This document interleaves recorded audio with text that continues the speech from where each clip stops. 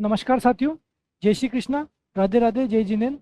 और हमारी यहाँ पे स्कूल व्याख्याता फर्स्ट ग्रेड फर्स्ट पेपर की साइंस की क्लास चल रही है, जहाँ पे हमने पिछले क्लासेस में देख चुके। एक तो हमारा टॉपिक हो चुका है परमाणु और अणु। दूसरा टॉपिक हमने रासायनिक अभिक्रिया और समीकरण जो हमने शुरू कर दिया था। उम्मीद है आपको क्लास बहुत अच्छे से पसंद आई होगी। उस क्लास में जिस तरीके के हमने क्वेश्चंस किए हैं, क्वेश्चंस तो नहीं किए, जिस तरीके की हमने थ्योरी पढ़ी, क्वेश्चन उसके बाहर बिल्कुल नहीं जाएगा।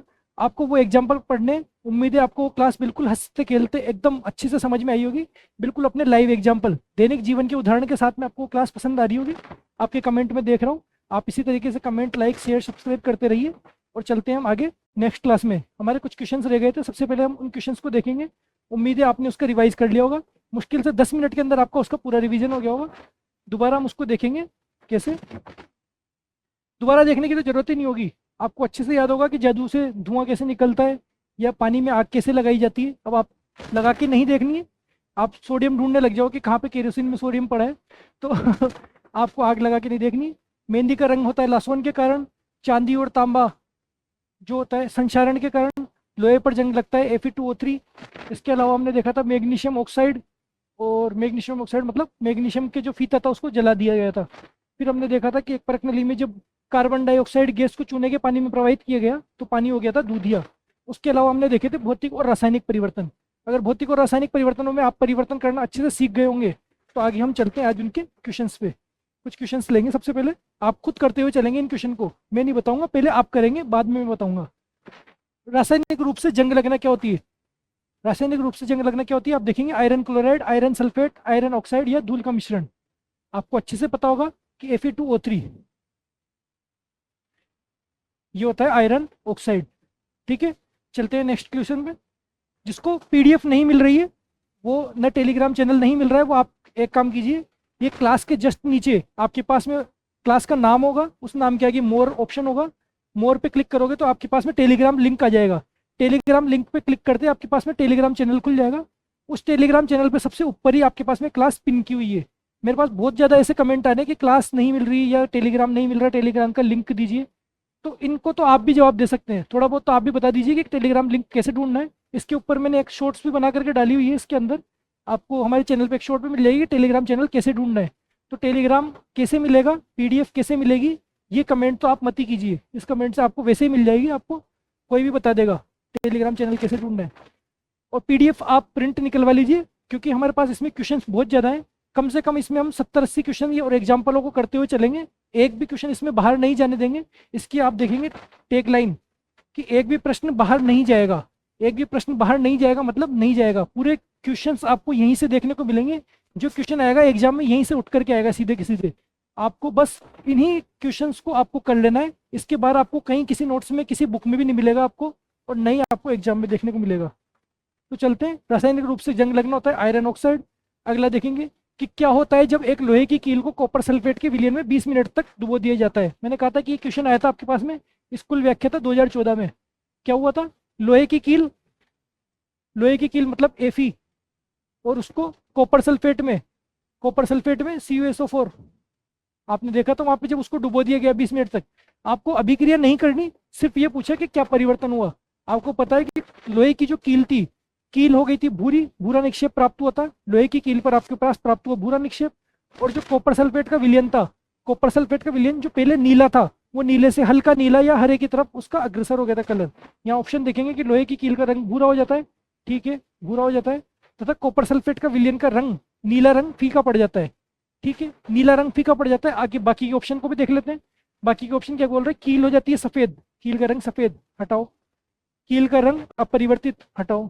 कील का रंग आसमानी, हटाओ। ये तो यहीं से हो गया। कील का रंग भूरा हो जाता है, आपने सिर्फ इतना सा आपको पता है, तो आगे आपको अभिक्रिया करने का जरूरत ही नहीं है। आप तो सीधे सीधे बता देंगे कील का रंग हो गया भूरा, और विलयन का रंग नीला से हल्का नीला, या नीला गायब होते हुए धीरे धीरे आगे जा करके बाद में ये चेंज हो जाएगा हरे में, हल्का हरा। ये क्यों पूछा गया? क्योंकि ये आपकी एनसीईआरटी की बुक में, और जो क्वेश्चन उठाए जाएंगे वो एनसीईआरटी की बुक से उठाए जाएंगे। इसलिए मैंने सारे एग्जाम्पल एनसीईआरटी में जो हो सकते हैं वो सब आपको करवा दिए। कोई से क्वेश्चन आपके पास में छोड़ा नहीं है। कहीं भी किसी कोने में, क्रियाकलाप में, नीचे क्वेश्चन एग्जाम्पल, कहीं भी आपको कोई क्वेश्चन दिया हुआ है, हर एक एग्जाम्पल आपके पास में नोट्स में आपको मिल जाएगा। सिर्फ आप इनको पढ़िए, काफ़ी है। आपको कहीं किताबों में भटकने की जरूरत नहीं है। इन क्वेश्चंस को करेंगे तो आपको कॉन्फिडेंस आ जाएगा कि आपने जो भी पढ़ा है बिल्कुल सही पढ़ा है। ये सारे एग्जाम्स में आए हुए क्वेश्चन ही है। ये स्कूल व्याख्याता 2024 का क्वेश्चन है। नेक्स्ट आप देखेंगे ये सीईटी 2024 जो अभी भी हुई थी उसका क्वेश्चन है कि निम्नलिखित में से कौन संचरण के उदाहरण है। संचरण के उदाहरण क्या क्या है? संचरण मैंने आपको बताया था कि चांदी का रंग जो काला पड़ जाता है, या फिर लोहे पर जो जंग लग जाता है, या फिर तांबे पर जो हरी सतह चढ़ जाती है, तांबे पर जो हल्की हरे हरे रंग की परत चढ़ जाती है, वो सब तो क्या होते हैं? संक्षारण और कोरोजन। और उसके बाद में आपके पास में लोहे की वस्तु का गेल्वेनीकरण। गेल्वेनीकरण संक्षारण नहीं होता, तो गेल्वेनीकरण नहीं है। और आपके पास जंग लगना है, चांदी का काला पड़ना है और तांबे का हरा पड़ना है। ये तीनों है, तो 1 2 3 ये हो गया आपके पास में क्वेश्चन। आपको अब खुद भी आ रहे होंगे। ये क्वेश्चन मैं थोड़ा जल्दी कर रहा हूँ। जल्दी इसलिए क्योंकि आपको ये क्वेश्चंस अच्छे से आ चुके हैं, आपको ज़्यादा कुछ मेहनत की जरूरत नहीं है, बहुत अच्छे से आसान प्रश्न है, आप अच्छे से करेंगे।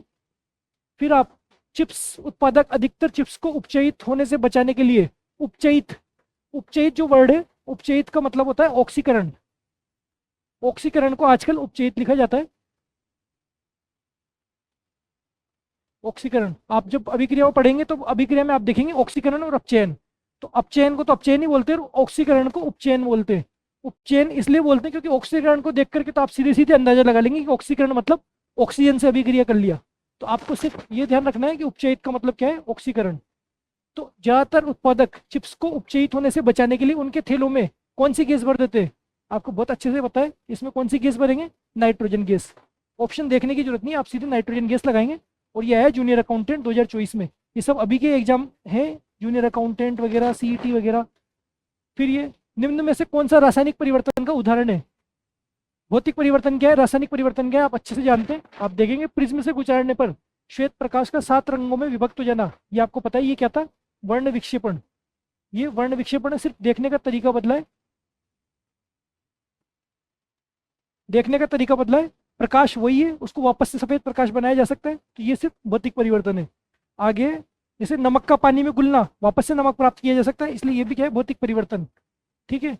फिर गीली मिट्टी का दीपक सूखने पर भंगुर हो जाना। गीली मिट्टी का कोई दीपक है, वो सूखने पर टूट जाएगा। टूटा, काटा, कोई भी चीज तोड़ा, कांच का गिलास तोड़ा, वो चीज क्या थी, भौतिक परिवर्तन। ये भी नहीं होगा। फिर ये सब्जियों को पकाने पर उनका मुलायम हो जाना, यानी कि सब्जियों को पकाना। सब्जियों को पकाना आपको सीधे सीधे एग्जाम्पल में बताया। सब्जियों को पकाना क्या है, रासायनिक परिवर्तन। आंसर है आपका ये। इतना टाइम नहीं लगना चाहिए, आपको खुद आ रहे होंगे अब क्वेश्चन कि मेहंदी द्वारा गहरा भूरा अथवा थोड़ा लाल रंग देने हैं तो निम्न में से कौन सा सबसे ज्यादा जिम्मेदार होता है?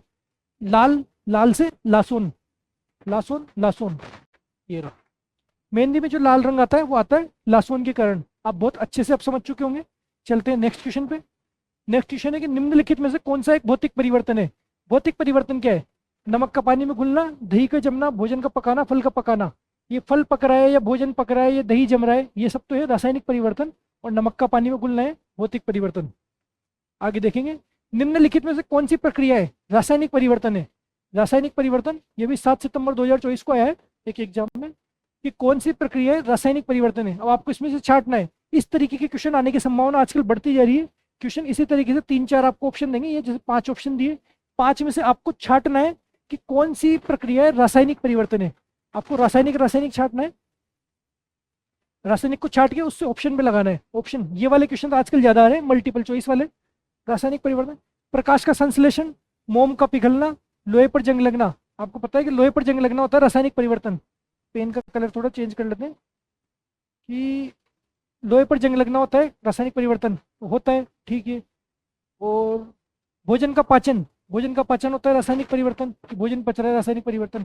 प्रकाश संश्लेषण होता है रासायनिक परिवर्तन कि प्रकाश संश्लेषण भी रासायनिक परिवर्तन है।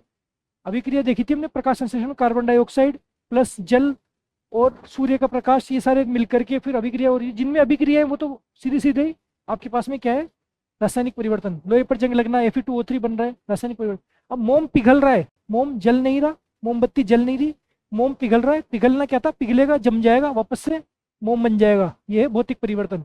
ये नहीं है। भाप का संघनन, भाप का संघनन मतलब भाप को ठंडी कर रहे, ठंडी करके वो जल में परिवर्तन हो जाएगा। भाप का संघनन, संघनन कंडेंसेशन।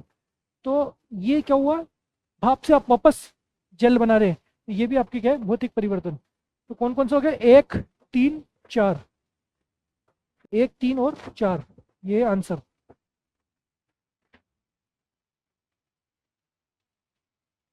आंसर है 1, 3 और 4, ये वाला आंसर यहाँ लगाने, इन पे नहीं लगाने, ये मेन आंसर। चलते हैं नेक्स्ट क्वेश्चन पे। निम्नलिखित में से क्या लोहे को जंग लगने से बचाने के लिए किया जाता है? लोहे को जंग लगने से बचाने के लिए आपको पता है कि गैल्वेनीकरण या यशद लेपन जो किया जाता है, वो क्या करते हैं कि लोहे की वस्तुओं पर क्रोमियम का लेपन किया जाता है। कलर चेंज ही कर लेते हैं। लोहे की वस्तु पर क्रोमियम का लेपन किया जाता है, ठीक है साहब। लोहे की वस्तुओं को जल में संग्रहण, नहीं, इससे तो जंग ज़्यादा लगेगा जल में संग्रहण करने पर। लोहे की वस्तुओं पर ग्रीस लगाना, हाँ ये भी किया जा सकता है, ग्रीस भी लगाया जा सकता है, क्रोमियम भी लगाया जा सकता है। और लोहे को अन्य तत्वों के साथ मिलाकर के जंग न लगने के लिए मिश्र धातु बनाना, जैसे कि हमने बनाई थी एक स्टेनलेस स्टील, स्टेनलेस स्टील बनाई है, वो भी एक तरह के से मिश्र धातु है। और ये चीज़ हम कर सकते हैं, बस केवल जल के साथ नहीं रखना। और क्या है, बस ये। तो क्या जंग लगने से बचाने के लिए किया जाता है? तो ये तीनों चीज की जाती है। तो ए, सी और डी, ए, सी और डी, ऑप्शन नंबर 3, ठीक है, ये है आपके पास में आंसर। चलते हैं नेक्स्ट क्वेश्चन पे। आपको बहुत अच्छे से समझ में आ रहे होंगे, और ये सब अभी 2024 के क्वेश्चन है, ज़्यादा पुराने भी नहीं है। क्वेश्चन इसी तरीके के पूछे जाते हैं भौतिक रासायनिक परिवर्तन में। किसी भी एग्जाम में चले जाओ आप, कोई से भी एग्जाम में क्वेश्चन यही आएंगे भौतिक रासायनिक परिवर्तन के। घरों में पानी के लिए उपयोग में लाए जाने वाले लोहे के पाइप को जंग से बचाने के लिए क्या करेंगे? जंग से बचाने के लिए वही क्या करेंगे आप?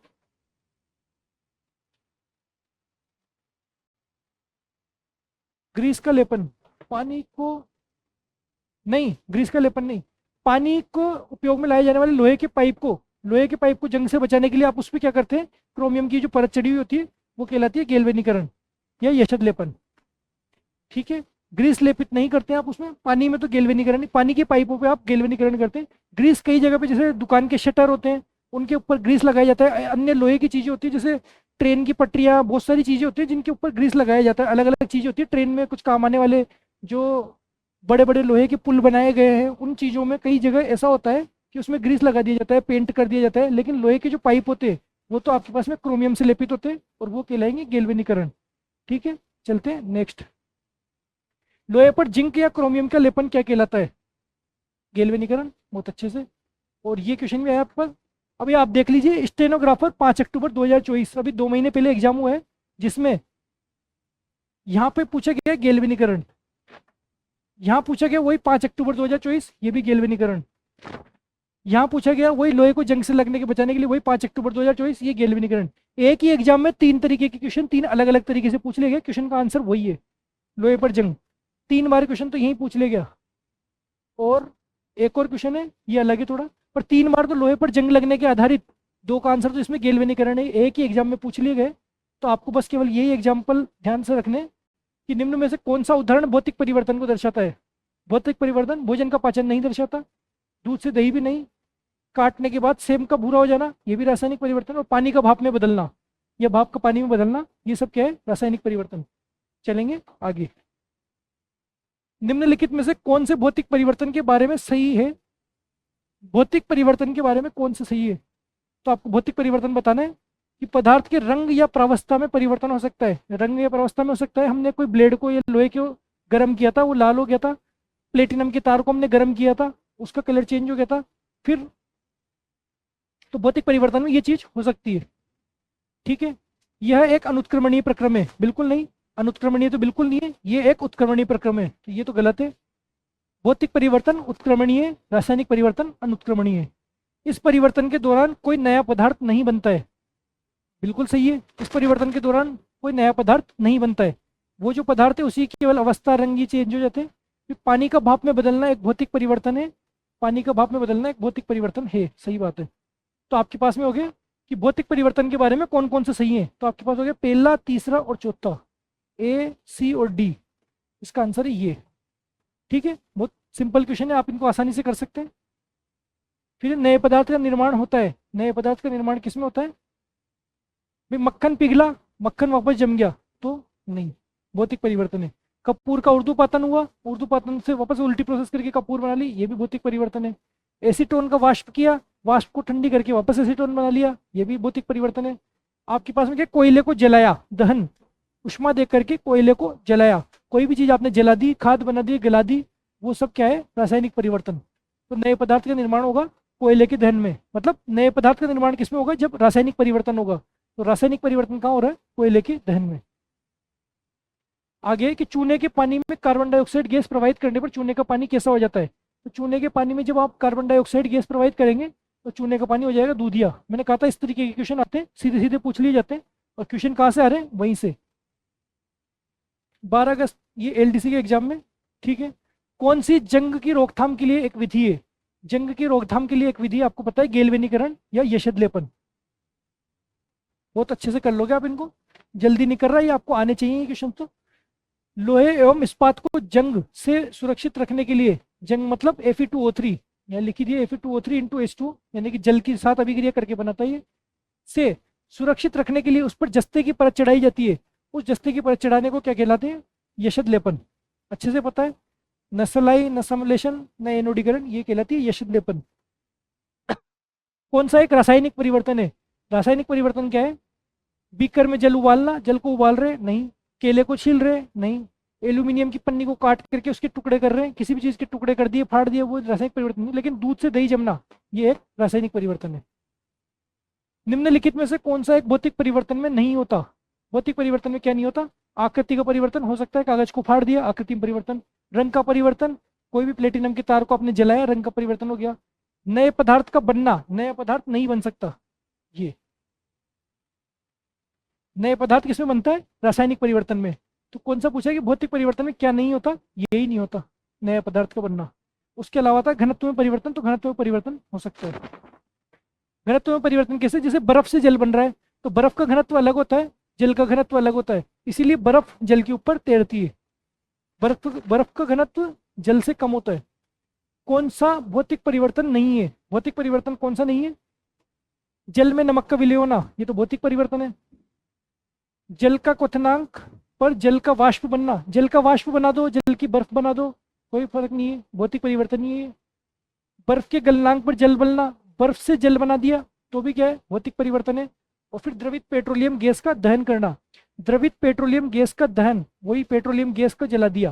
मैंने बताया था ना, किसी भी चीज़ को जलाना है तो वो एक रासायनिक परिवर्तन है, भौतिक परिवर्तन नहीं है, यही पूछा है। भौतिक परिवर्तन नहीं मतलब रासायनिक परिवर्तन कौन सा है, पेट्रोलियम गैस को जलाना।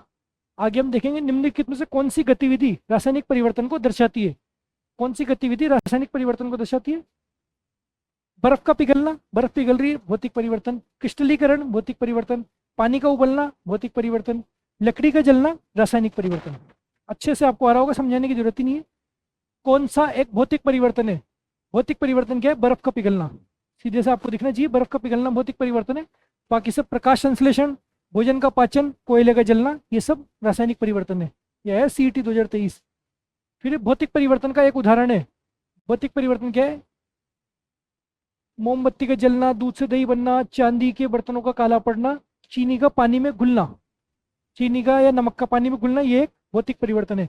और मोमबत्ती का जलना रासायनिक परिवर्तन है। जब आपसे स्पेशली पूछे जाए और ऑप्शन में दिया जाए कि भौतिक प्लस रासायनिक दोनों, तब जाकर के इसका आंसर दोनों होगा, वरना ये रासायनिक परिवर्तन है। मैंने बताया था मोम का पिघलना, मोम का पिघलना भौतिक है, जबकि मोमबत्ती का जलना रासायनिक है। और वो जो मोमबत्ती जलती है तब कुछ बूंदे मोम की पिघलती भी है साथ में, इसलिए उसको साथ में भौतिक भी माना गया है, वरना ये प्रॉपर्ली तो क्या है, रासायनिक परिवर्तन। आगे देखें, निम्नलिखित में से कौन सा रासायनिक परिवर्तन नहीं है। रासायनिक परिवर्तन, फलों का पकना या फलों का सड़ना रासायनिक है।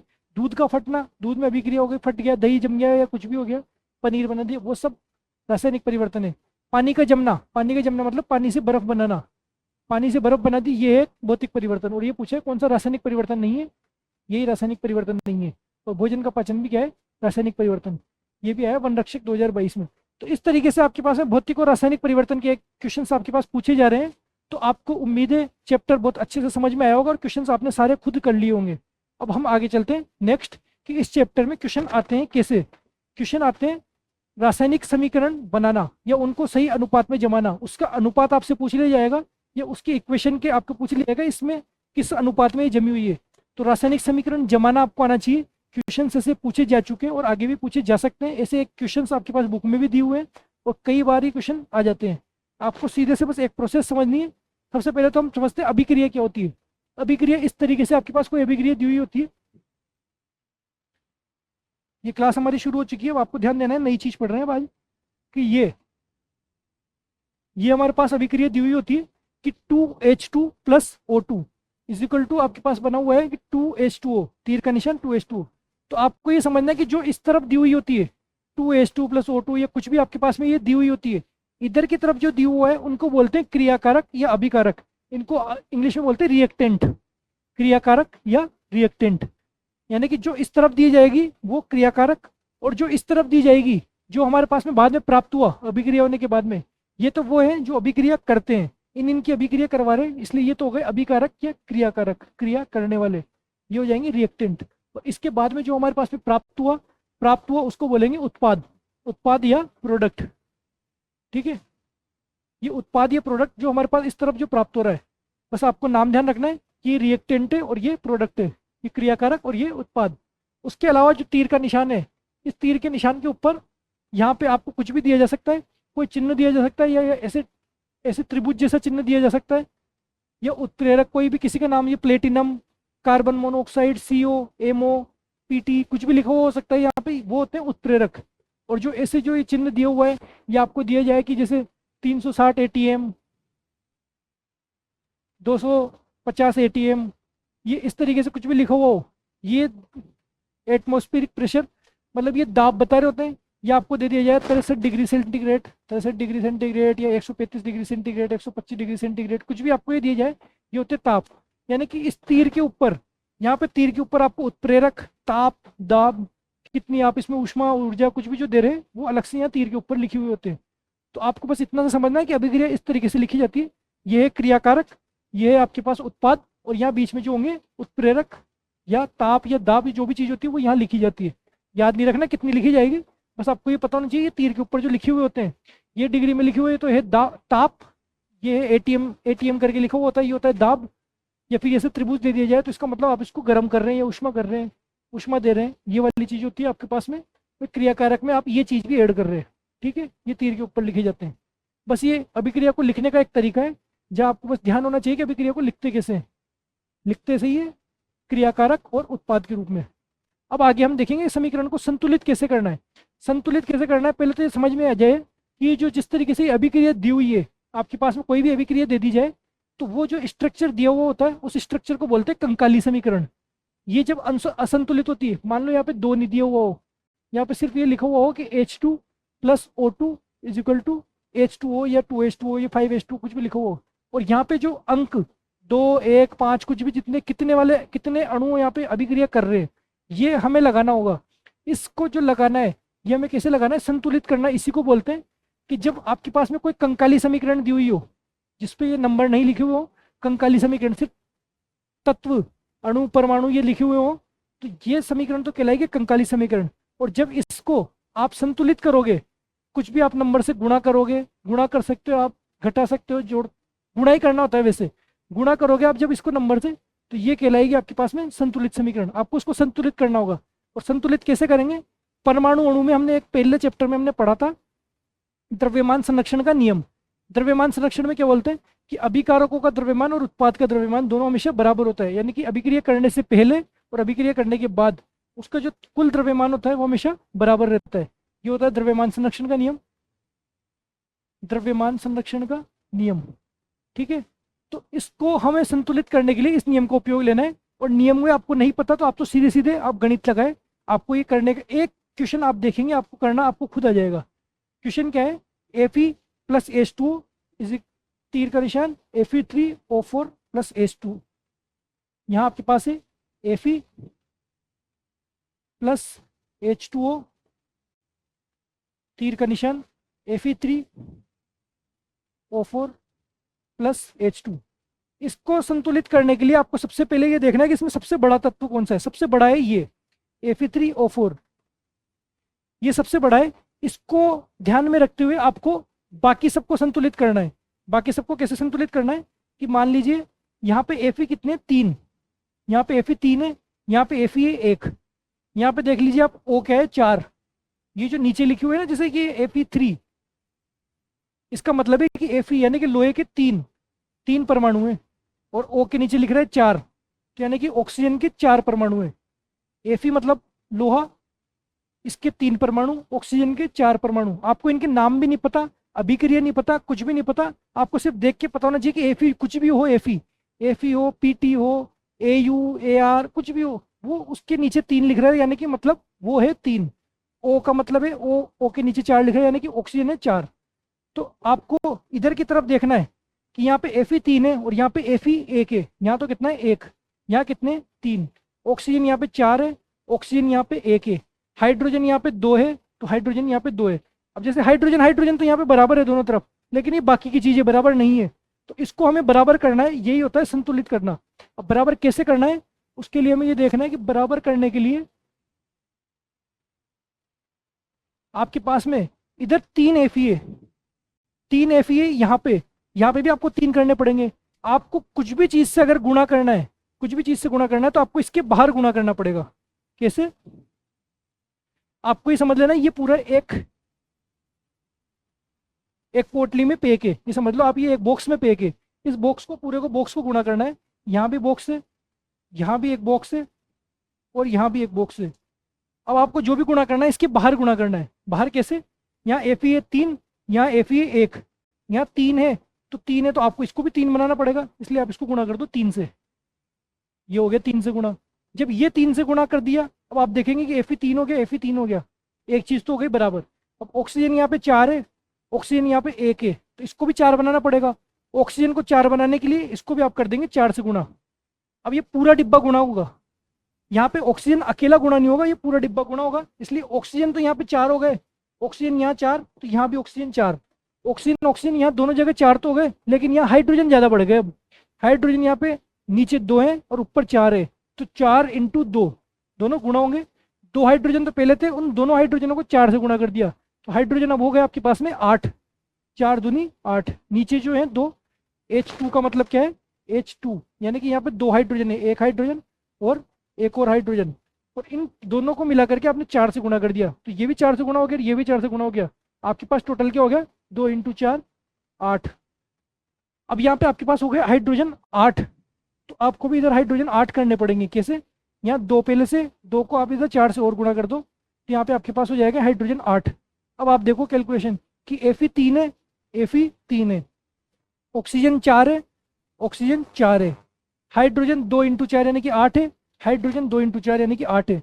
अब आपको समझ में आ गया कि इधर के और इधर के दोनों बराबर हो गए, बराबर हो गए, इसका मतलब ये अब संतुलित हो चुके।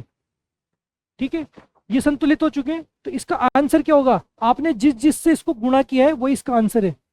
क्या है, 3 4, यहाँ पे कुछ ही नहीं है, तो इसका मतलब 1 1 और यहाँ 4, यही इसका आंसर है।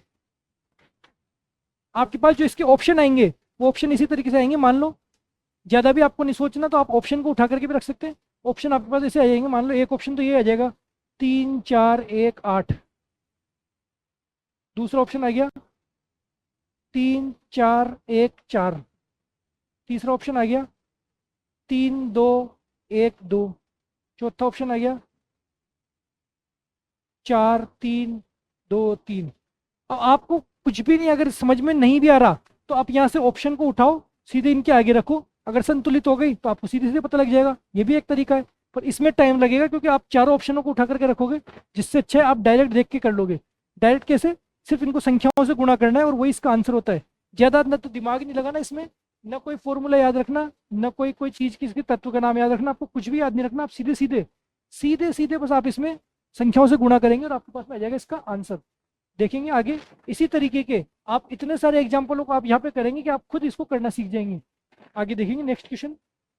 नेक्स्ट है कि CO+H2, ये देखो यहाँ पे ऊपर ATM यानी कि दाब दिया हुआ है इतना, इससे आपको कोई मतलब नहीं है, सिर्फ आपको ये देखना है ये अभिक्रिया है, इसको किस किस से गुणा करें तो आपके पास में संतुलित हो जाए। CO+H2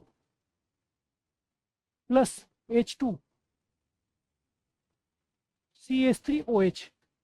ठीक है, अब आप यहाँ देखो C कितने, यहाँ पे 1, यहाँ पे भी 1 है, O कितना है 1, यहाँ पे भी 1 है, H कितने यहाँ पे 2, H कितने यहाँ पे 4, H यहाँ पे 4 है, ये 3 और ये 1 4, 4 हाइड्रोजन है। इसका मतलब आपको इधर 4 हाइड्रोजन करने पड़ेंगे। 4 हाइड्रोजन करने के लिए आप इसमें 2 तो पहले से ही है, 2 को आप 2 से गुणा कर दो बाहर। जो भी गुणा होंगे बाहर होंगे, नीचे कुछ भी गुणा नहीं होगा, नीचे तो वो करके दे दिया सब, बाहर की तरफ गुणा होगा। तो 2 हाइड्रोजन, 2 × 2 4, अब हाइड्रोजन हो गया आपके पास 4, यहाँ पे भी हाइड्रोजन हो गया आपके पास 4, ऑक्सीजन 1 ऑक्सीजन 1, कार्बन 1 कार्बन 1, आपके पास सीधा अब ये संतुलित हो चुका। सिर्फ आपने इधर क्या लिखा 2, तो इसका आंसर क्या हो जाएगा आपके पास में, आंसर हो जाएगा कार्बन मोनोऑक्साइड को किसी से गुणा नहीं किया तो वो तो सीधा सीधा 1, H2 को किससे गुणा किया 2 से, ये है 2, और CH3OH को किससे गुणा किया किसी से नहीं, यानी कि ये 1, ये हो गया आपके पास आंसर। अब उम्मीद है कि आपको बहुत अच्छे से समझ में आ चुका होगा ये कि कैसे करना है, सिर्फ आपको बाहर की तरफ गुणा करना है और गुणा करके आपको सीधे आंसर लिखना है। आगे इसको देखेंगे भी बाद में, पहले ये देखेंगे कि H2 प्लस Cl2,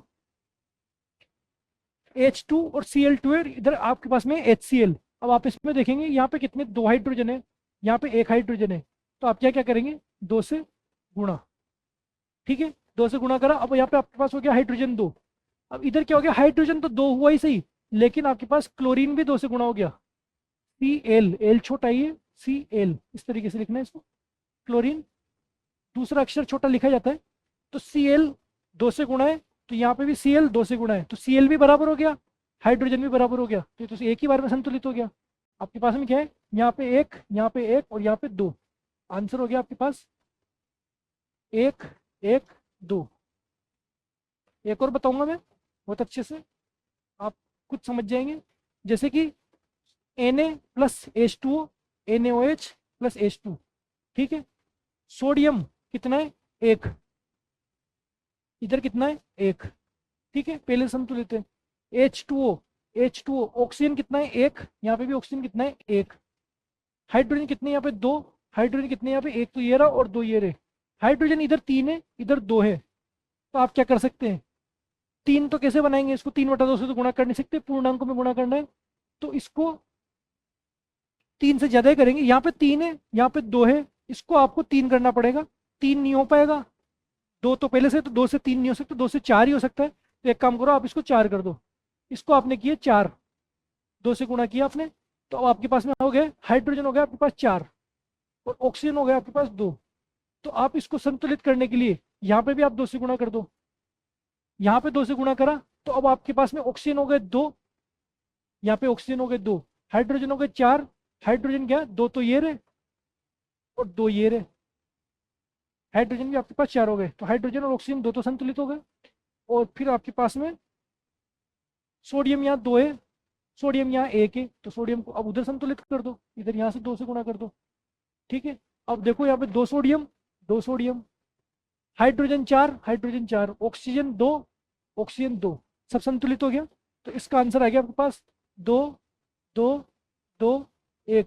आपको इसमें ज़्यादा कोई घबराने या डरने की बात नहीं है, आपके पास में 4 ही तो ऑप्शन दिए हुए होंगे, वहाँ पे 5वां ऑप्शन तो वही होगा खाली छोड़ने वाला, तो 4 ऑप्शन दिए होंगे, चारों को आप रख करके चेक कर सकते हो, आपको अगर वहाँ पे कुछ भी नहीं सूझ रहा तो वहाँ पे एक ऑप्शन ये होगा ही होगा, एक तो 2 2 2 1 हो गया, मान लो उसके अलावा एक ऑप्शन हो गया 1 2 2 1, आप इसको रख के चेक कर लो, रखोगे संतुलित हो गई तो ठीक, नहीं तो अगला रखो, अगला मान लो ये हुआ 3 2 3 1, कुछ भी ऑप्शन हुआ, ऑप्शन इसी तरीके से दिए होंगे, ऑप्शन को देख करके इसको आप डायरेक्ट रख करके भी आप यहाँ मान देख सकते हैं, जब गुणा करने पे संतुलित आ जाए, इधर वाले और इधर वाले दोनों बराबर आ जाए, तो आपके पास में वही इसकी संतुलित समीकरण होती है। तो संतुलित समीकरण आपको निकालना बहुत आसान है, सीधे सीधे संतुलित नहीं किया जा रहा, तो आप इसको गुणा कर सकते हैं ऐसे, जैसे कि आप देखेंगे जिंक Zn एक है, Zn एक है, Ag एक है, Ag एक है, NO3 एक है, NO3 यहाँ पे 2 है, अब NO3 यहाँ पे 2 है, मैंने कहा सबसे पहले सबसे बड़े को लेते हुए चलेंगे, NO3 2 है, तो यहाँ पे NO3 आप 2 से गुणा करेंगे, अब 2 से गुणा करा तो NO3 तो दुगना हुआ ही हुआ, पर Ag भी दुगना हो गया, Ag इधर दुगना हो गया, तो इधर भी आप Ag को दुगना कर दो, Ag को दुगना कर दिया, तो आपके पास में जिंक 1 Ag 2 NO3 2 हो गया आपके पास संतुलित, कर लो यही आंसर है, 1 2 1 2, 1 इसलिए क्योंकि यहाँ पे तो कुछ ही नहीं है तो 1, यहाँ पे भी कुछ नहीं है तो 1 1 2 1 2। आपके पास में जो ये इतना स्पेस दिया हुआ है, आपकी शीट में स्पेस दिया होगा, वो इसलिए दिया हुआ है ताकि आप एक बार गलत भी कर दो तो दूसरी बार कर लो, दूसरी बार नहीं तो तीसरी बार कर लो, पर आप इसको क्वेश्चन को आप खुद अपने हाथों से खुद बनाना सीखेंगे, इसलिए मैं ये क्वेश्चन आपके लिए छोड़ रहा हूँ, कुछ क्वेश्चन आपके लिए छोड़ दूंगा तो आपको खुद करने, बाकी थोड़े बहुत और बता देता हूँ। जैसे ये है BaCl2, ऑप्शंस मैंने जानबूझ के नहीं दी क्योंकि ऑप्शन दे देता तो आप सीधे ऑप्शन को रख के करते, आप इनको करना तब सीखेंगे जब आप इनको खुद करेंगे, मैथमेटिकल क्वेश्चन है, आपको खुद करना है। मान लो ये सबसे बड़ा है, इससे उठा करके हम चलते हैं। यहाँ पे Al2 है, यहाँ पे Al1 है, 2 एल्यूमिनियम है, यहाँ पे 2 करने, तो आप यहाँ सीधे सीधे 2 से गुणा कर दो। SO4 यहाँ पे 3 है, SO4 यहाँ पे 1 है, तो यहाँ पे भी SO4 3 से गुणा कर दो, तो पूरा SO4 यहाँ पे 3 से गुणा हो गया, यहाँ पे भी SO4 3 से गुणा हो गया। Al2 तो Al2, ये तो हो गया संतुलित, ये वाला। तो अब आप ये देखो बाकी का हुआ कि नहीं हुआ। Ba यहाँ पे 3 है, तो Ba यहाँ पे 1 है, Ba यहाँ 3 है, तो यहाँ पे भी आप 3 से गुणा कर दो Ba। ठीक है, बेरियम 3 हो गया। अब क्लोरीन, क्लोरीन क्या हुआ कि यहाँ 2 है, यहाँ 3, 3 दूनी 6, 6 क्लोरीन है, 3 आगे और 2 नीचे, यानी 3 इंटू 2, 6 इधर है। और यहाँ पे भी क्या हुआ, क्लोरीन यहाँ नीचे 3 है, ऊपर 2 है, तो 3 इंटू 2, ये भी 6। अब ये संतुलित हो गई। Barium 3, barium 3, chlorine 6, chlorine 6, SO4 3, SO4 3, और क्या बचा Al2, Al2। ये हो गया आपके पास में आंसर 3 1 3 2। ठीक है, ये आप अच्छे से सीख गए होंगे। एक और है, ये आपको पता है कि सूर्य के प्रकाश के द्वारा क्लोरोफिल और सूर्य के प्रकाश की उपस्थिति में जो पादप जो अपना भोजन बनाते हैं, वो वाली अभिक्रिया है, ये हमने कल भी देखी थी। इस अभिक्रिया को तो आप याद ही कर लेना। वैसे भी आपके पास में ये इतनी बड़ी तो पूछेगा तो नहीं, पर फिर भी मैंने इसको दे दी कि ज़्यादा से ज़्यादा पूछेगा तो इतनी बड़ी पूछ लेगा। आपको सीधे सीधे क्या करना है, ये इसका निर्माण हो रहा है। आप यहाँ देखेंगे कार्बन 6, कार्बन 6, या आप ये समझ लो कि 6 कार्बन डाइऑक्साइड है, यानी कि पेड़ पौधों ने 6 अणु लिए कार्बन डाइऑक्साइड के सांस लेने में। जो पेड़ श्वसन कर रहे हैं 6 अणु कार्बन डाइऑक्साइड के लिए, तो 6 अणु ऑक्सीजन के तो निकलने चाहिए। ये लो 6 अणु ऑक्सीजन के निकल गए।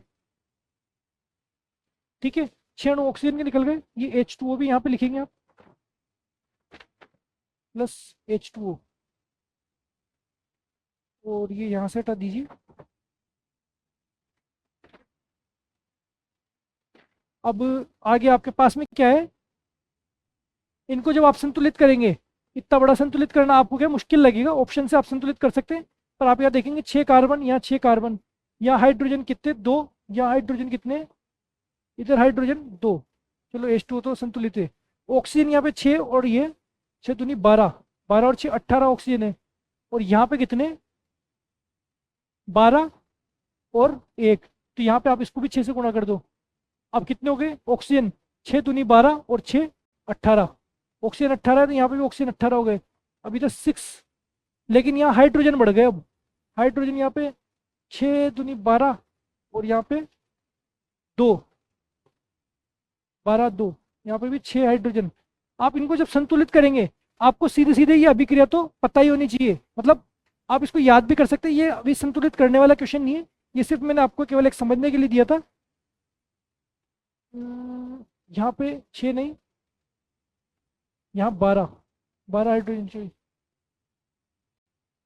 12 दूनी 24, 6 दूनी 12 और 12, हाँ हाइड्रोजन हो गए यहाँ पे 24, और हाइड्रोजन ये रहे 12, तो ये रहे, और 12 ये रहे, हाइड्रोजन 24। अब संतुलित हो गई है।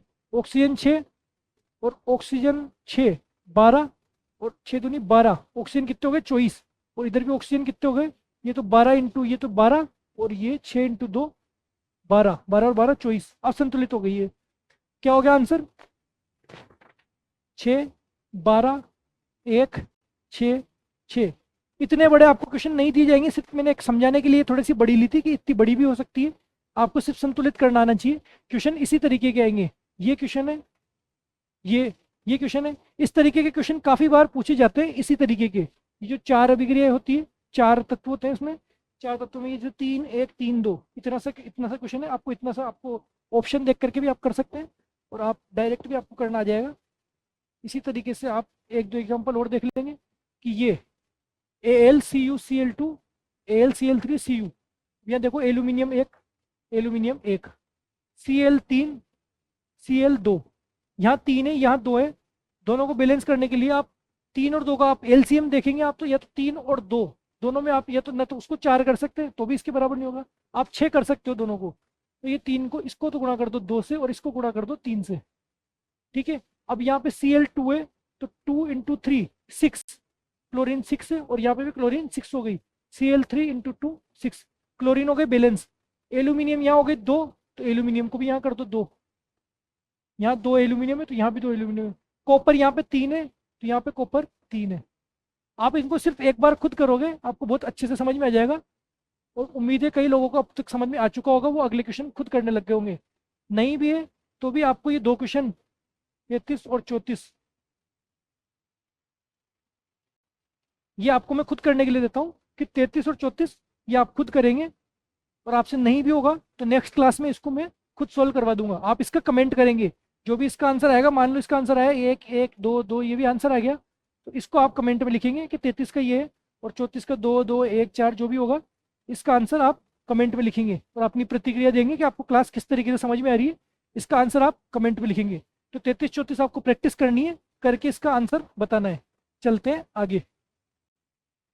नेक्स्ट, ये आपके एक तरीके के क्वेश्चन हुए। कौन से? सबसे पहले तो ऐसे क्वेश्चन थे जिसमें हम भौतिक और रासायनिक परिवर्तन पढ़ रहे थे। भौतिक और रासायनिक परिवर्तन का आपका एक टाइप का क्वेश्चन होता है। दूसरे टाइप का क्वेश्चन होता है आपके पास में रासायनिक समीकरण को संतुलित करना। हमने देख लिया रासायनिक समीकरण को संतुलित कैसे करते हैं, इस तरीके से हम सब द्रव्यमान संरक्षण के नियम के साथ।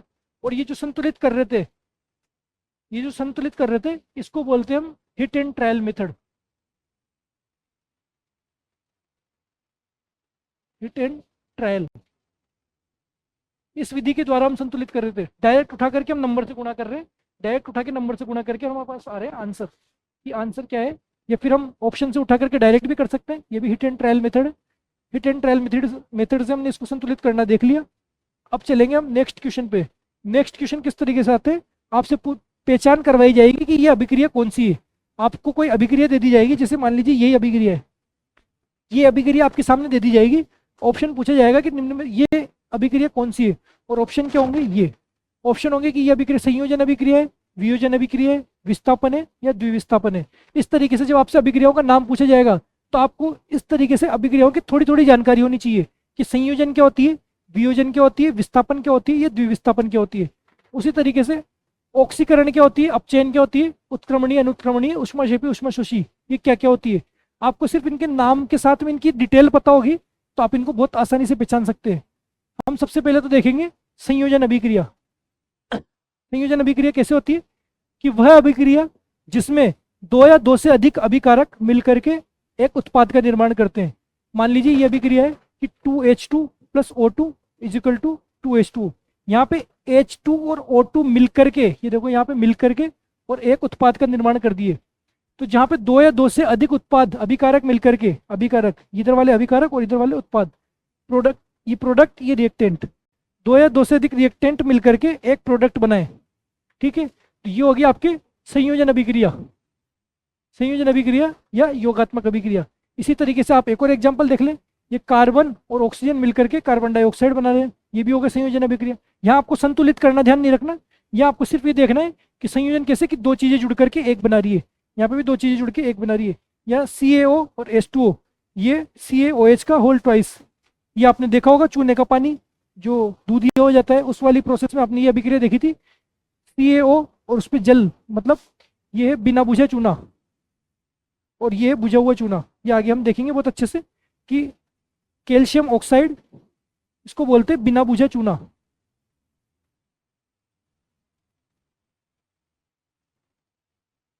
बिना बुझा चूना होता है जो हम दिवाली पे जो चूने की पेंट करवाते हैं, पुताई करवाते हैं, या जो सफ़ेदी करवाते हैं दीवारों पे, पहले जो करवाई जाती है चूने की, वो होता है ये CaO।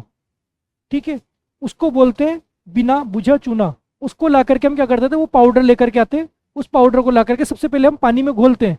पानी में घोल करके जब उसको पानी में घोलते हैं H2O, जैसे उसको पानी में घोला तो वो आपके पास बन गया बुझा हुआ चूना। ये बन गया आपके पास बुझा चूना, यानी कि वो अब बुझ गया। कोई भी जलती हुई आग पे आप पानी डाल दिए तो वो बुझ गया, ये समझ लो। और जब ये बुझा, मतलब आप उसमें जब पानी मिला दोगे तो पानी मिलाने के साथ में उसमें बहुत सारी हीट बाहर निकलेगी। आप जिस भी बर्तन में या बाल्टी में या मटकी में आप उसको मिला रहे हो, वो आप देखोगे कि वो गर्म हो जाएगी, काफ़ी गर्म हो जाएगी। इसलिए उसको लकड़ी से या किसी ऐसी चीज़ से मिलाया जाता है। तो उसमें क्या हो रहा है, उसमें ऊष्मा बाहर निकल रही है। तो ये एक अलग चीज़ में हम देखेंगे ऊष्माक्षेपी ऊष्माशोषी। ये ऊष्माक्षेपी ऊष्माशोषी जब हम बात करेंगे तब हम देखेंगे कि ऊष्मा का क्या योगदान है। इधर ऊष्मा लिखी हुई आती है तब क्या होता है, और उधर लिखी हुई आती है तब क्या होता है। तो आपको बस ये देखना है कि दो चीज़ें जुड़ी और एक प्रोडक्ट बना, ये क्या हुआ, संयोजन अभिक्रिया। संयोजन अभिक्रिया में क्या हुआ, दो चीज़ें जुड़ के एक प्रोडक्ट बन रहा है, दो चीज़ जुड़ के एक प्रोडक्ट बन रहा है। यहाँ पे मैग्नीशियम के फीते को जलाना आपने देखा था, एक मैग्नीशियम के फीते को जलाना था, यानी कि 2 mg और ऑक्सीजन 2 mg प्लस O2 यानी कि 2 MgO। मैग्नीशियम के फीते को जला करके जो राख प्राप्त हुई थी, मैग्नीशियम ऑक्साइड की सफ़ेद कलर की राख आपको प्राप्त हुई थी, वो था 2 MgO। ये सब क्या है, संयोजन अभिक्रिया है। किसी भी अभिक्रिया में दो अभिकारकों का जुड़ना और उससे एक उत्पाद का निर्माण होना, ये आपके पास कहलाएगी संयोजन अभिक्रिया। बहुत अच्छे से आप इसको समझ चुके होंगे। आगे हम देखेंगे वियोजन। वियोजन अभिक्रिया क्या होती है कि जब किसी अभिक्रिया में एक अभिकारक टूट करके दो या दो से अधिक उत्पाद बने। एक अभिकारक, जिसमें एक अभिकारक टूट करके या अपघटित होकर के दो या दो से अधिक उत्पाद बने, ये रहा FeSO4। इसको आपने ऊष्मा दी, FeSO4 यानी कि फेरस सल्फेट था। फेरस सल्फेट को जैसे आपने ऊष्मा दी तो ये आपके पास बन गया ferric oxide. Ferric oxide SO2 और SO3, इस तरीके से आपके पास में गैस बाहर निकली। अब ये जो फेरस सल्फेट को ऊष्मा दी, ये तो आपके पास में अभिकारक तो वो एक अभिकारक हुआ एक Fe2SO4, और इससे जब प्रोडक्ट बन रहे हैं वो आपके पास में दो या दो से ज़्यादा, मतलब एक से अधिक उत्पाद बन रहे हैं। तो Fe2SO4, Fe2O3 और SO2, इस तरीके से आपके पास में जब उत्पाद बन रहे हैं, एक से दो तीन बने, तब तो क्या हो गया, वियोजन। क्योंकि ये टूट रही है, इसको तोड़ा, ये दो तीन में तोड़ दिया, इसको तोड़ा, ये दो तीन में तोड़ दिया, इसको तोड़ा, ये मान लो ये है, इसको तोड़ दिया तो ये दो तीन चीज़ें बन गई, इसको तोड़ा तो दो तीन चीज़ें बन गई, इसको तोड़ा तो ये दो तीन चीज़ें बन गई। तो ये हो गई वियोजन। वियोजन मतलब तोड़ना, वियोजन तोड़ना, अपघटन करना, ये वियोजन अभिक्रिया हो गई। और संयोजन जोड़ना, संयोजन मतलब एडिशन, आप समझ लो एडिशन। संयोजन मतलब एडिशन, एडिशन संयोजन योगात्मक। इसमें क्या होगा, दो या दो से अधिक चीज़ें जुड़ रही है, दो चीज़ जुड़ रही है, दो चीज़ जुड़ रही है, ये दो चीज़ जुड़ रही है, एक प्रोडक्ट बन रहा है। दो चीज़ों के जुड़ने से एक प्रोडक्ट बने तो संयोजन, और एक चीज़ के टूटने से दो या दो से ज़्यादा प्रोडक्ट बने तो वो हो जाएगी वियोजन। वियोजन में आप ये देख लो, चूना पत्थर था, चूना पत्थर चूने का ठोस पत्थर है, उस पत्थर को आपने गर्मी दी, हीट दी, तो वहाँ आपके पास में CaO, CaO यानी वही बिना बुझे चूना आपके पास प्राप्त हुआ, और कार्बन डाइऑक्साइड, ये गैस आपके पास में प्राप्त हुई। इसी तरीके से 2PbNO3 का होल ट्वाइस, तो यहाँ पे 2PbO plus 4NO2 plus O2।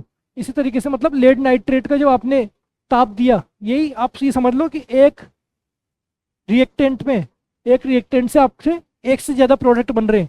तो ये हो गई। इस तरीके से आपको अभिक्रिया, अभिक्रिया इतनी ज़्यादा याद नहीं करनी, सिर्फ अभिक्रिया देखनी है, देख करके आपको समझना है। क्वेश्चन पूछा जाएगा कि निम्न अभिक्रिया कौन सी है, और ऑप्शन आएंगे आपके पास, मान लो ये चारों ऑप्शन दे दिया, option A B C D, तो आपको दिख रहा है अगर दो जुड़ करके एक बना रही है तब तो हो गई आपके पास में संयोजन अभिक्रिया, ऑप्शन A। और आपको दिख रहा है कि एक चीज टूट करके आपको बना रही है दो या दो से ज्यादा चीजें बना रही है, तब ये क्या हो गई, वियोजन अभिक्रिया, वियोजन। ये हो गई आपके ऑप्शन B। ठीक है, दो अभिक्रिया तो आप बहुत आसानी से समझ चुके होंगे कि संयोजन क्या है और वियोजन क्या है। ठीक है, और ये जो अभिक्रियाएं हैं, इन अभिक्रियाओं को आपको देखना है, ये बहुत इंपॉर्टेंट अभिक्रिया है। एग्जाम्पल जो देगा वो एग्जाम्पल भी आपके पास क्वेश्चन में यही एग्जाम्पल दिए जाएंगे, ये जो दिए हुए संयोजन, ये वियोजन, ज्यादातर चांस पूरे पूरे इसी के ही है कि यही एग्जाम्पल आपको उठा के दे दिया जाएगा और पूछ लिया जाएगा कि ये कौन सी अभिक्रिया है। तो आप इनको भी कर लेते हैं तो आपको बहुत अच्छे से समझ में आ जाएगा कि फेरस सल्फेट को तोड़ा और लेड नाइट्रेट को तोड़ा, फिर जैसे कि 2AgCl, 2AgCl, इस पे सिल्वर क्लोराइड, मतलब AgCl मतलब इसको बोल सकते हैं सिल्वर क्लोराइड। सिल्वर क्लोराइड पे जब आप सूर्य का प्रकाश डालते हैं, मैं लिखता हूं कि सिल्वर क्लोराइड, इस पे जब आप सूर्य का प्रकाश डालते हैं तो आपके पास प्राप्त होता है 2Ag, मतलब सिल्वर क्लोराइड पे सिर्फ सूर्य का प्रकाश डालने पर आपके पास में 2Ag प्राप्त होता है। और ये क्या होता है, ये एक सफेद कलर का पदार्थ होता है, इसको देखेंगे एक सेकंड।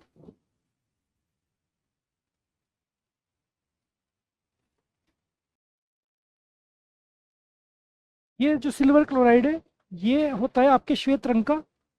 ये जब सूर्य का प्रकाश पड़ता है इस पे, थोड़ी देर आप इसको सूर्य की रोशनी में छोड़ देते हैं तो यहाँ आपके पास बन जाता है ये 2Ag, ये बन जाता है आपके पास दूसरा रंग का, दूसरा रंग। आपके पास रंग वाले क्वेश्चन भी आते हैं, हमने देखा था कल नीला विलियन या हरा विलियन, वो नीला विलेन या हरा विलेन, जो उस तरीके के क्वेश्चन थे। तो रंग वाले क्वेश्चन भी आ सकते हैं, पर आपको यहाँ चिंता नहीं करनी, यहाँ सिर्फ आप अभिक्रिया पहचानना पड़ रहे हैं। विस्थापन क्या है, द्विविस्थापन क्या है, संयोजन क्या है, वियोजन क्या है, आप सिर्फ इस पे फोकस कीजिए। ये जो रंग है, किसका रंग श्वेत है, किसका रंग धूसर रंग है, किसका रंग आपको हरा प्राप्त होगा, किसका चमकदार सफेद होगा, किसका भूरा होगा, किसका नीला होगा, ये सारी चीजें जो रंग वाले क्वेश्चन है, ये हम नेक्स्ट क्लास में कंप्लीट आपके पास पूरे एक एक लाइन टू लाइन आपको सीधे के सीधे बिल्कुल दिमाग नहीं लगाना, सिर्फ रट लेना है। रटने के तरीके से कुछ चीजें आपके समझने की होती है, पिछली क्लास आपके समझने की थी, अभी यहाँ ध्यान लगा करके सोल्व करने वाले क्वेश्चन है, ये आपके सोल्व करने वाले क्वेश्चन है। और जो आपको समझ के और रटने वाले होते हैं वो मैं आपको अगली क्लास में बताऊंगा। हर तरीके से साइंस को हर तरीके से हम लेते हुए चलेंगे, आगे पीछे ऊपर नीचे चारों तरफ से हम करते हुए चलेंगे। क्वेश्चन कैसा भी आ सकता है, जिस भी तरीके का क्वेश्चन आ रहा है, सब कुछ आपको यहाँ A to Z करवाया जाएगा। आपको बिल्कुल भी निराश नहीं होना है, आपको सब कुछ सिर्फ इतना सा पढ़ लेना है, इतना पढ़ लिया आपके पास में क्वेश्चन आप समझ लीजिए उसी में से बनेंगे। जब एग्जाम होगा, पेपर आएगा, मैं आपको बताऊंगा, उसके बाद में सॉल्यूशन करवाते हुए कि ये क्वेश्चन हम यहाँ पे इस चैप्टर में पढ़े थे, इस चैप्टर में इस क्लास में हमने ये पढ़ाया था, सेम टू सेम क्वेश्चन आपको बताऊंगा कि ये क्वेश्चन यहीं से उठ के आएंगे। तो 2AgCl पर जब सूर्य का प्रकाश पड़ रहा है तो ये 2Ag बन रहा है और Cl2 बन रहा है। यहाँ आपको क्या ध्यान रखना है, यहाँ सूर्य का प्रकाश पड़ने से ये जो अभिक्रिया बनी, एक प्रोडक्ट, एक रिएक्टेंट से दो प्रोडक्ट बने, ये और ये था, इसकी अभिक्रिया करवाने पर ये और ये बना। तो इससे आपके पास में क्या हुआ, इससे हुआ आपके पास में दो प्रोडक्ट बनने का मतलब क्या हुआ, ये हो गई वियोजन अभिक्रिया, इससे टूटकर ये बना। ऐसे 2AgBr, ये सिल्वर ब्रोमाइड, सिल्वर ब्रोमाइड पे भी सूर्य का प्रकाश जब आप डालेंगे तो यहाँ पे 2Ag और Br, ये दो तरीके की चीजें बनी है। तो इससे आपके पास में क्या हुआ, जब सूर्य का प्रकाश इस पे पड़ा तो 2Ag और Br, ये आपके पास में वियोजन अभिक्रिया हो गई, ये भी टूट करके Ag में अलग और Br में अलग टूट गया। और यहाँ ये जो 2AgBr है, ये एक ध्यान रखने की बात है कि इसका उपयोग होता है ब्लैक एंड व्हाइट फोटोग्राफी में, ये हम आगे दोबारा भी देख लेंगे कि इसका उपयोग ब्लैक एंड व्हाइट फोटोग्राफी में होता है। ये आपके पास सीधे के सीधे लिखा हुआ है बुक में, ऐसा कैसे लिखा हुआ है तो सीधा का सीधा पूछा जा सकता है कि 2AgBr क्या है, कि ब्लैक एंड व्हाइट फोटोग्राफी में उपयोगी है। और ये भी आपके पास में वियोजन अभिक्रिया है, ये भी वियोजन अभिक्रिया है, ये जो सब टूट रहे हैं ये सब वियोजन या अपघटनीय अभिक्रिया है।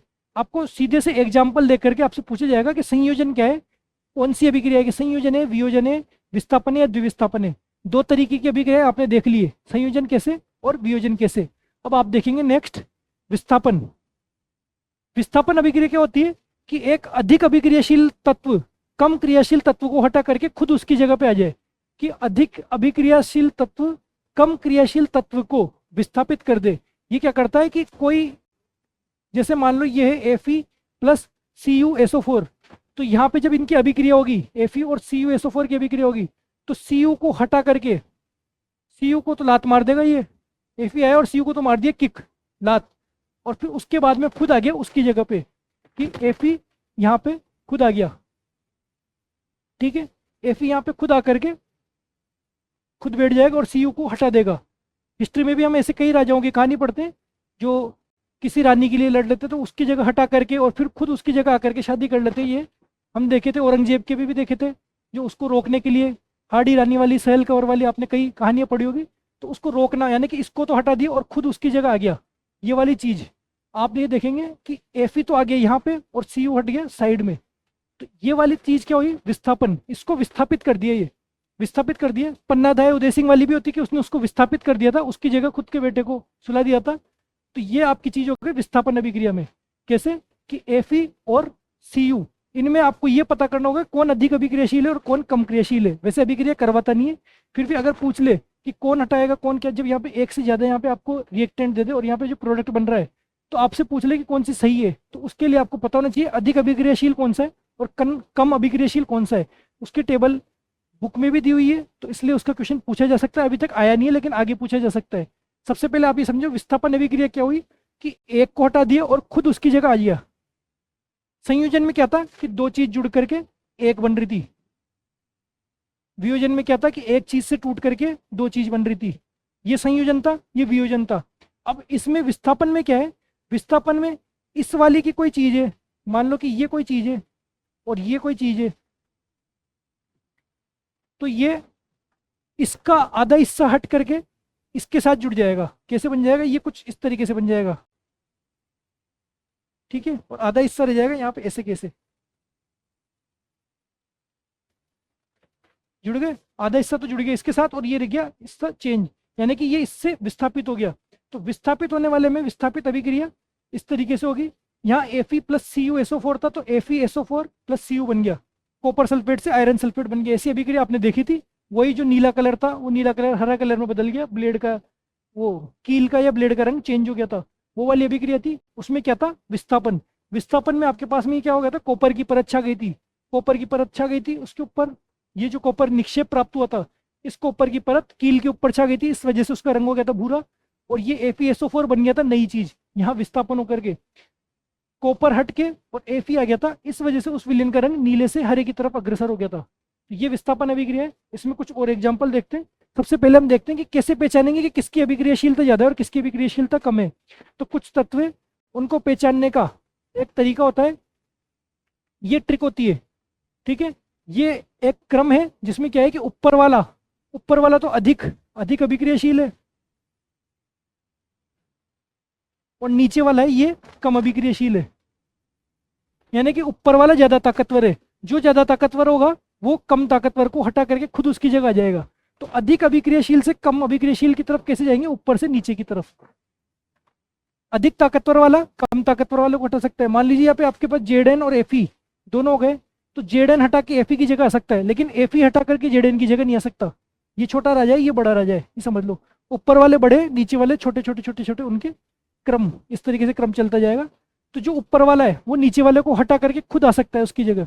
तो इसको याद करने के तरीके से, जैसे ये potassium, sodium, calcium, magnesium, aluminium, zinc, ये फेरस लोहा है ना, तो इनको याद करने का एक तरीका होता है। इनको आप याद कर सकते हो एक ट्रिक के माध्यम से।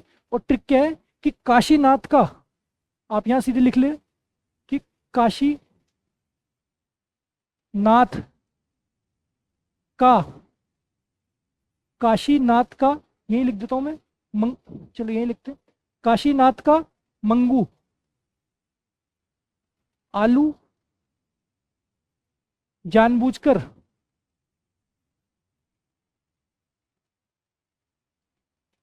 काशीनाथ का मंगू आलू जानबूझकर फीके पकाता है,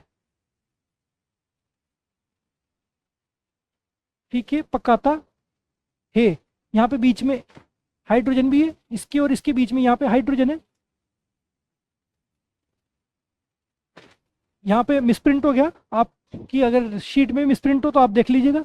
यहाँ पे आप जोड़ लेना, काशीनाथ के मतलब काशीनाथ का मंगू आलू जानबूझकर फीके पकाता है, ठीक है। पकाता और है हाइड्रोजन, ये सब हाइड्रोजन से अधिक अभिक्रियाशील है और ये सब हाइड्रोजन से कम कम अभिक्रियाशील। कैसे, इसके आगे हम देखेंगे। अब काशीनाथ ने ये सुन लिया, काशीनाथ को कोई गाली दे रहा है या काशीनाथ को कोई आरोप लगा रहा है कि काशीनाथ का मंगू आलू जानबूझकर फीके पकाता है। तो काशीनाथ बाहर सुन करके बाहर आता है और फिर क्या बोलता है, बाहर आकर के वो कहता है चिल्ला करके, भाई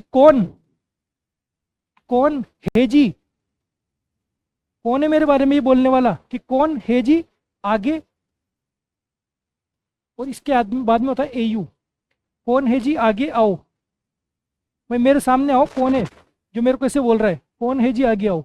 तो ये इसकी ट्रिक है याद करने की। आपको याद हो जाए तो ठीक, नहीं तो आप वैसे भी आपके पास में केवल अभिक्रिया पहचानने वाले क्वेश्चन आ रहे हैं, तो अभिक्रिया तो आप पहचान ही लेंगे।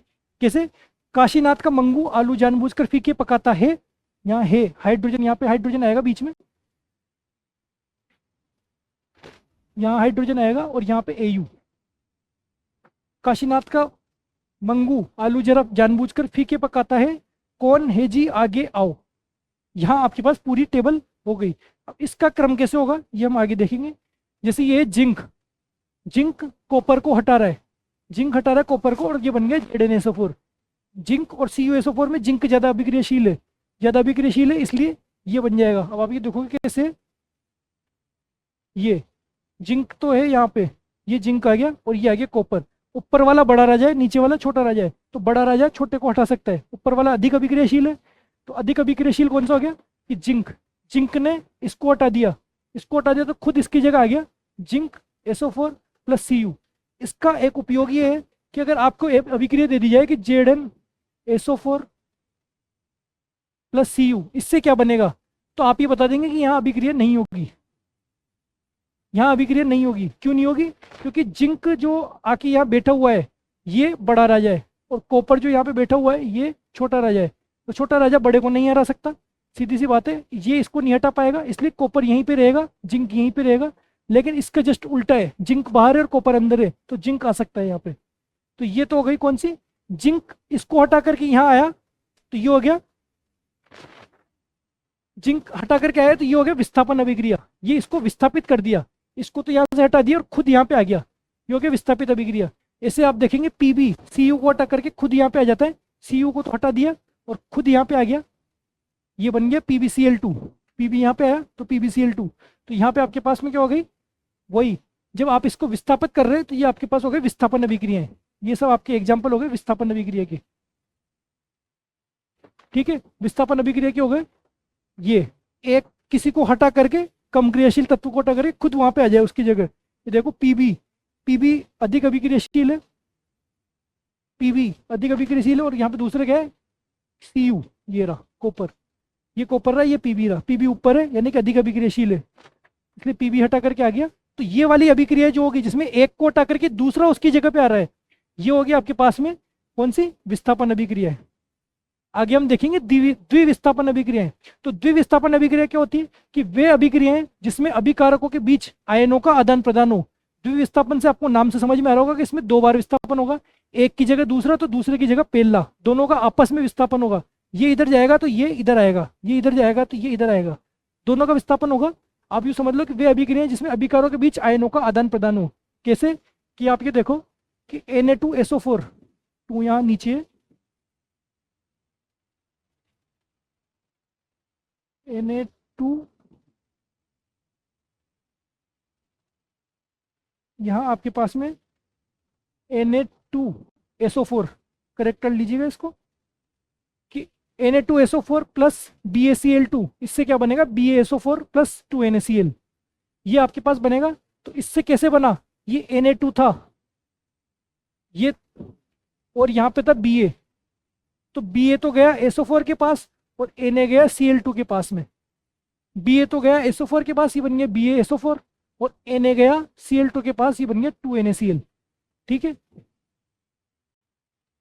तो आपके पास में क्या हो गई है द्विविस्थापन अभिक्रिया, ये इधर गया और ये इधर गया, द्विविस्थापन अभिक्रिया क्या हुआ, आयनों का आदान प्रदान, इसका आयन ये था, ये तो गया उसके पास, और उसका आयन ये था, ये आया इसके पास में, दोनों एक दूसरे से स्विच कर लेंगे, तो स्विच करते ये बन जाएगा आपके पास BaSO4 प्लस 2NaCl। तो ये हो गया आपके पास में द्विविस्थापन अभिक्रिया। अब आप इसको आसानी से पहचान सकते हैं, एक एग्जाम्पल और देख लेंगे। जैसे आप ये मान लीजिए ये BaOH का होल ट्वाइस प्लस 2Ki, तो BaI2 2KOH, यहाँ Ba और यहाँ K पोटेशियम, तो Ba तो आ जाएगा यहाँ I के पास में और K चला जाएगा OH के पास में, Ba तो आ गया I के पास में और K चला गया OH के पास में, हो गया ना द्विविस्थापन, दोनों आपस में विस्थापित कर लिए।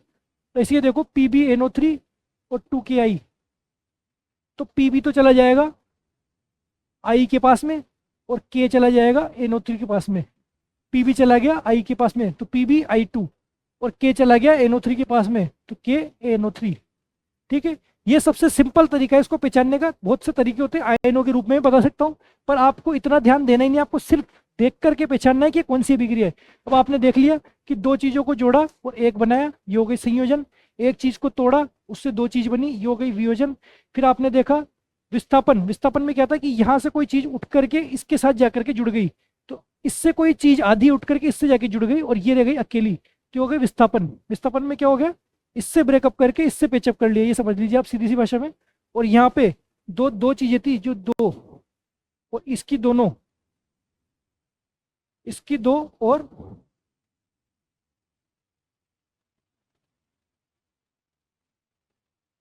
ये मान लीजिए इसके दो, इस तरीके से दो थे, तो ये तो इससे अभिक्रिया कर लिया और ये इससे अभिक्रिया कर लिया, ये हो गए द्विविस्थापन। इनको आप आसानी से समझ सकते हैं, दो जुड़ के एक बना रहा है संयोजन, एक से टूट के दो बन रहे वियोजन, एक उठ करके दूसरे से के पास जा रहा है, तो ये हो गया विस्थापन, और दोनों आपस में एक्सचेंज कर रहे हो, ये हो गया आपके पास द्विविस्थापन। इन चारों को पहचानना आपको अच्छे से आ चुका होगा। इसको और देख लो कि Ag तो गया Cl के पास और K गया NO3 के पास, ठीक है, ये हो गए द्विविस्थापन।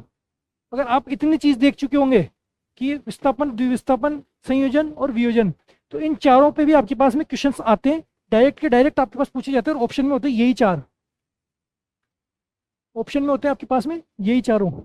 तो यही चारों जब आपके पास ऑप्शन में होते हैं आपको पहचानना आ गया है तो आप अभिक्रिया देख करके सीधे बता चुके होंगे।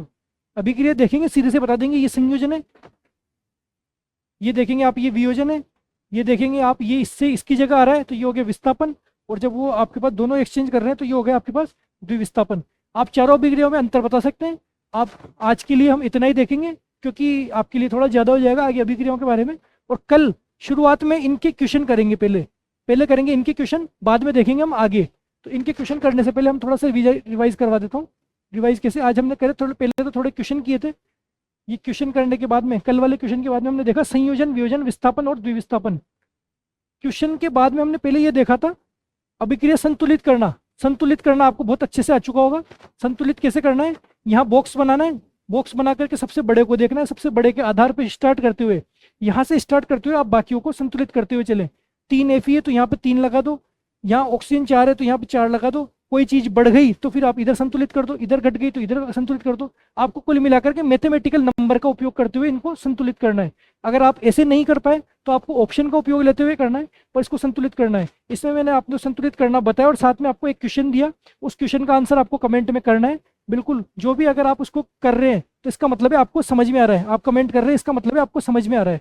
आप उस क्वेश्चन का आंसर करेंगे, बहुत सिंपल क्वेश्चन है ये 2 क्वेश्चन आपको दिए थे, आप इसको आसानी से खुद कर पा रहे होंगे और इसको करेंगे तभी आपको करना आएगा। उसके बाद में हमने देखी है 4 तरीके की अभिक्रिया जो आप बहुत आसानी से समझ चुके होंगे। संयोजन क्या है, वियोजन क्या है, विस्थापन क्या है और द्विविस्थापन क्या है। इस पे आधारित हम क्वेश्चन करेंगे, देखेंगे कल, और बाकी की अभिक्रिया हमारे पास में जो बच रही है इसको करते ही हमारा ये चैप्टर बिल्कुल कंप्लीट हो जाएगा। तो उम्मीद है आपको क्लासेस पसंद आ रही होगी। आप अपने दोस्तों के साथ इसको शेयर करते रहिए और लाइक करते रहिए। क्लास में क्वेश्चन का आंसर आप कमेंट में दीजिए और मिलते हैं हम नेक्स्ट क्लास में। बस इसी तरीके से उम्मीद है आपको क्लासेस समझ में आ रही होगी। चलते हैं, धन्यवाद, जय